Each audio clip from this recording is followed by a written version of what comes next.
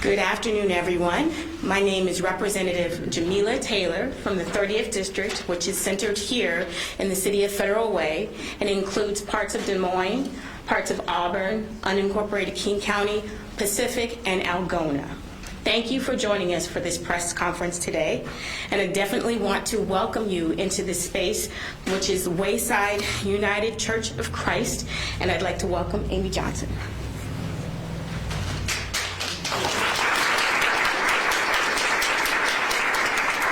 Good afternoon, everyone, and welcome to Wayside United Church of Christ, where no matter who you are or where you are on life's journey, you are welcome here.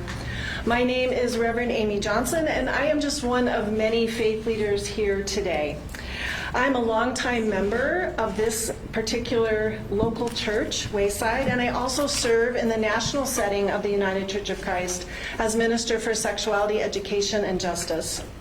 The United Church of Christ has a long history, over 5 decades, in fact, of supporting reproductive rights, health, and justice, as well as affirming and supporting our LGBTQ siblings through General Synod resolutions and actions and initiatives. This local church joins that history. We have been an open and affirming church since 1991, not only opening our doors to LGBTQ siblings in Christ, but affirming all genders and people of all orientations as children of God, created in God's image. We welcome you here today, and we welcome the opportunity to support justice and access to health care in our state. Thank you. And I'd like to introduce Senator Claire Wilson, who is the Senator for the 30th Legislative District.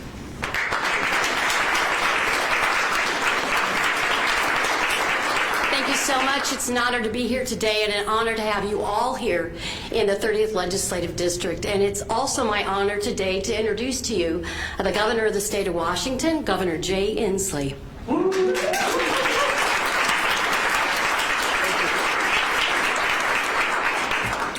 Thank you. Thanks for joining us in this beautiful church. We appreciate opening this church to us.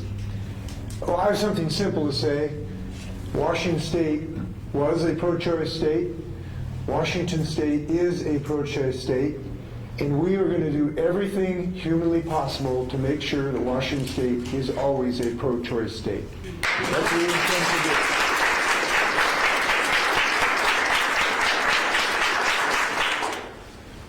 This is a health care issue. Access to a woman's right of choice is a health care issue. And health care needs to remain the providence of individual Washingtonian women. That is a right. We intend to protect that right. Today we will talk about multiple ways to do that. One, we'll have a discussion about a shield law to shield people in Washington to get access when they come from other states. Those are our sisters as well.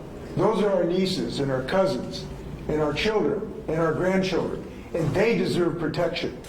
So these laws will prohibit other states of these anti-choice, dictatorial politicians who want to control a woman's right of choice in our state. We will keep their tentacles out of the state of Washington. Yes.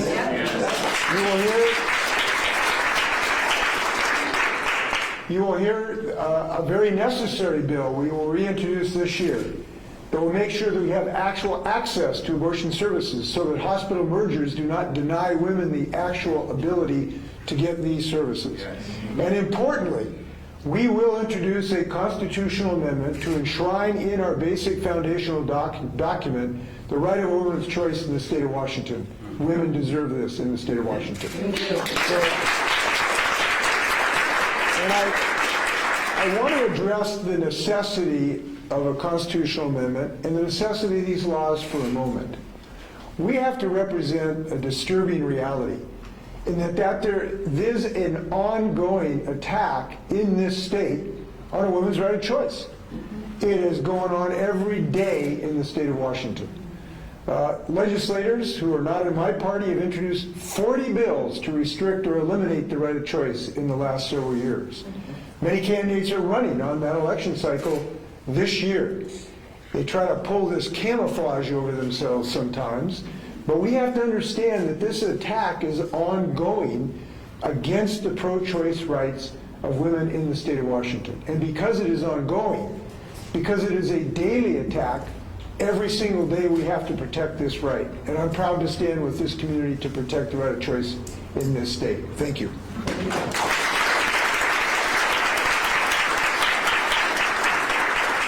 Thank you, Governor Inslee. And we'll bring up Representative Drew Hansen, who is the chair of the Civil Rights and Judiciary Committee.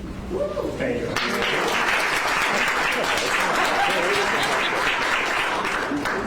All right, how y'all doing? All right. Breaking stuff down. I'm just going to break stuff. Thank you. I'm Drew Hansen. I chair the Civil Rights and Judiciary Committee in the House. When the Supreme Court leaked the draft opinion overturning Roe versus Wade, we started right away looking at all the different ways that we could make sure reproductive rights in Washington state are safe. And we knew that other states were being creative and aggressive even before that draft in trying to limit reproductive rights. So Texas famously passed SB 8, which allows anyone in Texas to sue anyone who assists someone in Texas getting an abortion. We could see, as indeed happened, that other states would try to criminalize abortion once Roe is gone. Well, if other states are going to be creative and aggressive in enforcing their anti-choice laws, we will be creative and aggressive in fighting back. That's what my bill does. The governor referred to it kind of in brief as the SHIELD bill. This will prevent other states from using Washington state courts or Washington state judicial process to enforce their anti-choice laws. We're going to do this in three ways. There's civil procedure, criminal procedure, and remedies. In civil procedure, we take the ordinary ways you get information in a civil case, like a subpoena. We make it unavailable if you're seeking a subpoena to further a civil lawsuit against someone from outside of Washington who seeks an abortion in Washington. Same thing with criminal law. Normally, you commit a crime in Texas, you can get a warrant against someone in Washington, they can get extradited. Not here. We're going to block those avenues in Washington state. Finally, we're going to make sure this law is enforceable. We will create remedies in civil causes of action against people who try to use the laws in these other states to harass people getting reproductive health care services in Washington state. And look, obviously, this protects providers in Washington state. We have been in close touch with doctors, nurses, and others from being harassed. It also protects people in other states as well. If you are someone in Dallas, you help somebody get an abortion, they travel to Washington state, well, someone might be able to sue you under SB 8. Well, what happens if they can't get the evidence that they need to prosecute that lawsuit because of our bill? Okay? It has just become a lot harder for them to use that anti-choice law to harass somebody in Texas. So we can't do everything to protect people in Texas or elsewhere, but we are using the absolute limits of our authority to protect reproductive rights as far as we can across the country. So thank you very much. Yeah, hooray, hooray. Look. So we have, as you can tell, we have a huge team working on this. Representative Ty, Representative Macri, my colleague Representative Simmons in the House, a bunch of people in the Senate as well. We are looking at a bunch of different ways to go at this, and we are excited and we are resolute. And let me tell you, we are going to use every tool at our disposal to protect reproductive rights in Washington state. So thank you very much for coming here. We really appreciate your time. There we are.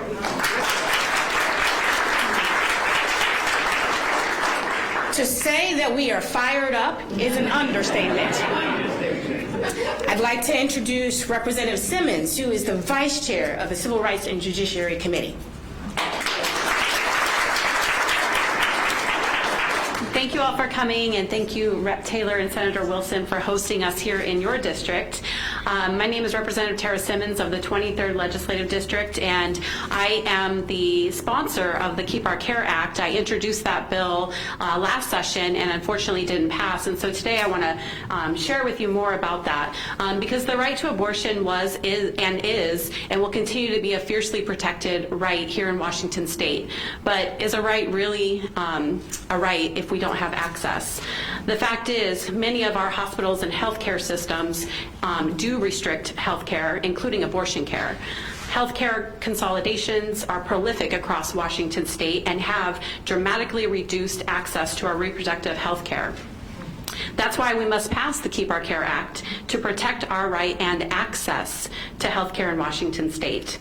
As a former registered nurse, I am deeply concerned about health system consolidations. Healthcare professionals are dedicated to providing the best standards of care for our patients. Yet, rapid health system consolidations impact the quality of care patients get, the affordability of care, and prevent healthcare workers from being able to do their jobs to their full ability to deliver the care patients deserve.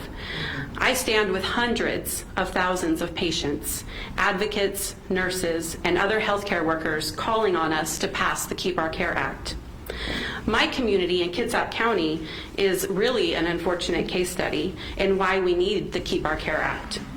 In 2013, the only full-service hospital in Kitsap County was acquired by a large health system that has since gone on to gobble up independent clinics across the peninsula. The result has been a multi-billion-dollar corporation controlling healthcare in our county, but having little insight or connection to our residents. The care has become less safe and more expensive, with long waits and fewer choices, including restrictions to abortion care. And it's not just reproductive health care that's at stake. Last year's hearing on the Keep Our Care Act clearly showed the real harms that people are experiencing. One doctor working in Kitsap County testified to a patient who was terminally ill and wanted to exercise his right to medical aid in dying care. The patient knew about the health system's post-merger restrictions on end-of-life care, and so delayed asking for help in accessing the needed medication. When the patient eventually did ask for assistance, the patient's doctor couldn't help because of the health system's restrictions, so the doctor referred the patient out. But by then it was already too late, and the patient ended up taking drastic steps to end his own life.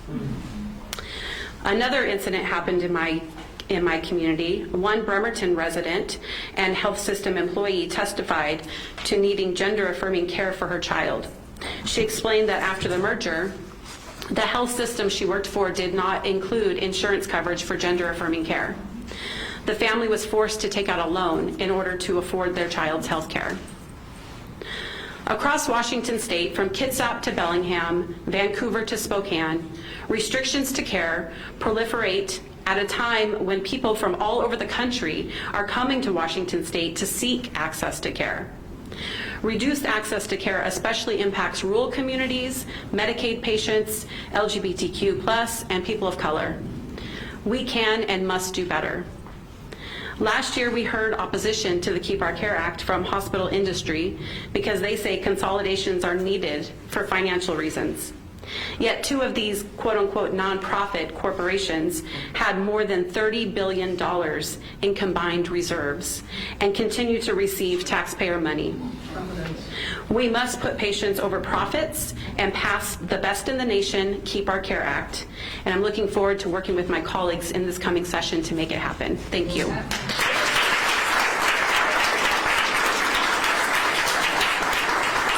Thank you so much, Rep. Simmons and Rep. Hansen, and just appreciate it and looking forward to working with you both on this. Next, I have the absolute honor and pleasure of introducing a mentor of mine and someone who has been a staunch advocate for gender-affirming care and for reproductive rights for all, and that would be Senator Kaiser from the 33rd Legislative District. Thank you all. I'm next door, just north of here in the 33rd District. My name is Senator Karen Kaiser. I'm chair of the Senate Labor, Commerce, and Tribal Affairs Committee, former chair of the Healthcare Committee. I'm going to have a bill next year that's a little different. It's going to protect and indemnify companies and corporations that are headquartered in our state but have employees in states where there are abortion restrictions, to make sure that those employees get the abortion services their company is willing to provide, travel benefits, sick pay, and any other services they need to get the reproductive care that they choose and need. This approach will stop stop governors such as those in Texas and Florida and Mississippi from trying to levy taxes or other various retaliatory actions against our companies that are headquartered in our state, and understand that reproductive choice and freedom is a human right. Thank you.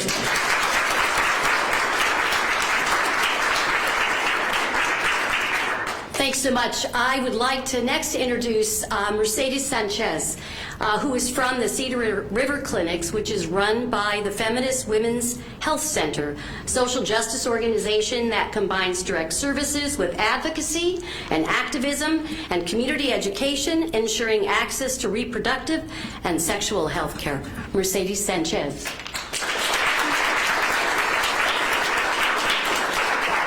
Thank you. I'm Mercedes Sanchez, the Director of Communications with Cedar River Clinics.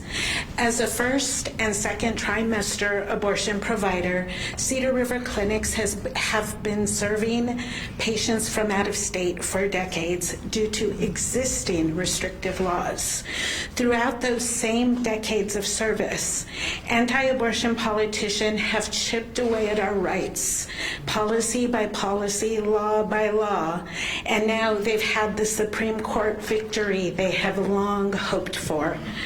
Since the SCOTUS decision to overturn Roe v. Wade and the subsequent state abortion bans that have and will continue to go into effect, there has been an intense escalation in anti-abortion efforts and ongoing attacks on our rights, including access to contraceptives and gender-affirming care. Everything has intensified for Cedar River Clinics and other abortion providers in our state, including and most importantly, our resolve and commitment to provide and protect abortion care for Washingtonians and those that need to seek refuge from oppressive state laws. I would like to highlight that not everyone is pregnant at the same time state bans go into effect. This is a national health crisis, and it will be a rising tide of patients for years and years to come. We need to prepare by creating systems of sustained support and funding for clinics and abortion funds, and by implementing legislation that strongly and directly opposes these oppressive laws. Clinics in Washington are seeing more and more people traveling to us from across the country. We have been receiving phone calls from both potential patients and people who are not even pregnant yet. They are anxious, angry, and scared about losing their rights. They are voicing the real fear of legal reprisals from their home states and the possibility of legal actions by partners and family who want to control or punish them for their personal health care decisions. It is clear that anti-abortion groups and politicians are weaponizing our legal system to attack abortion providers and further intimidate and control their own state residents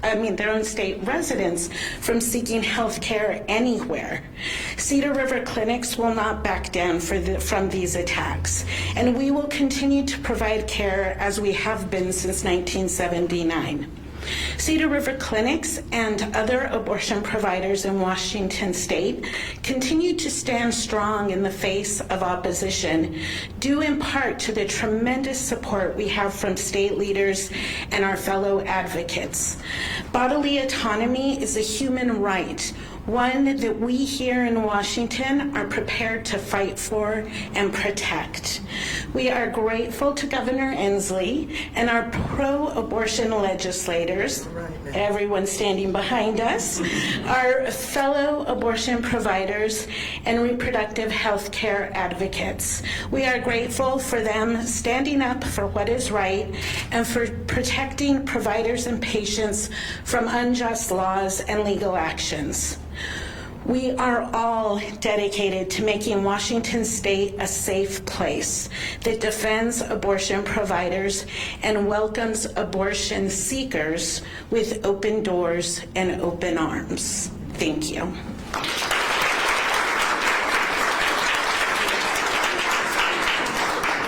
I want to thank everyone for their words today, and I want to thank so much the folks that are standing behind me, the representatives, the legislators, the faith-based community. This is a piece of work, and we all have work to do. Someone who's worked in community for over 40 years and worked with children, with families, with pregnant and parenting teens that are 11 to 21-year-old. This is incredibly important, and we need to continue to stand firm and stand strong to protect the rights of individuals across our state. With that, I'd like to open it up for any kind of questions the media might have, and individuals that spoke are open to answer questions. Is there anyone that might have something they want to know more about?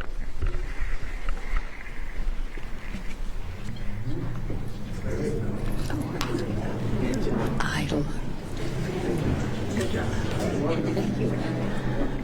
I'm a teacher, so I can give you 3001, 3002, 3003. If not, looks like we are good. And I will say, just absolutely honored to be here today, and honored to have you choose the 30th Legislative District as a place to be and to collect and to talk about how important this issue is and how we'll continue to fight for the rights of all individuals across the state of Washington. Thanks so much for being here.